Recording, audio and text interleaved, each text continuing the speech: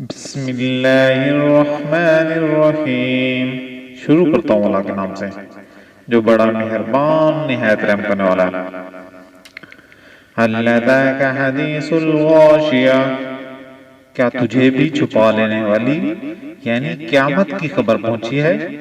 وجوہ یومئذ خاشعة عاملة ناصبة تصلی نارا حامیہ تسقى من عین آنیہ۔ اس دن بہت سے چہرے ذلیل ہوں گے، محنت کرنے والے تھکے ہوئے ہوں گے، وہ دہکتی ہوئی آگ میں جائیں گے اور نہایت گرم چشمے کا پانی ان کو پلایا جائے گا۔ لیس لہم طعام الا من ضریع لا یسمن ولا یغنی من جوع۔ ان کے لیے سوائے کانٹے دار درختوں کے اور کچھ کھانا نہیں ہوگا جو نہ موٹا کرے گا نہ بھوک مٹائے گا۔ وجوہ یومئذ ناعمۃ لسعیہا راضیہ فی جنۃ عالیۃ لا تسمع فیہا لاغیہ۔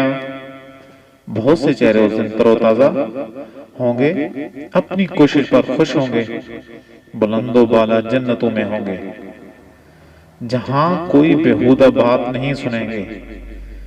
فیہا عین جاریہ، جہاں بہتا ہوا چشمہ ہوگا۔ فیہا سرر مرفوعۃ واکواب موضوعۃ ونمارق مصفوفۃ وزرابی مبثوثہ۔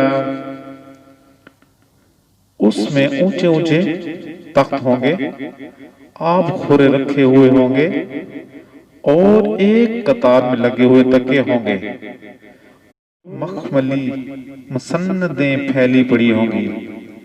افلا ينظرون الى الابل كيف خلقت، کیا یہ اونٹوں کو نہیں دیکھتے کہ وہ کس طرح پیدا کیے گئے؟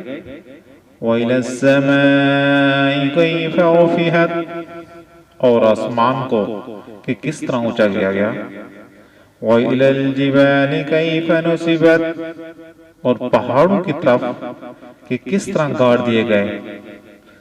وَإِلَى الْأَرْضِ كَيْفَ سُطِحَتْ، اور زمین کی طرف کہ کس طرح بچھائی گئی۔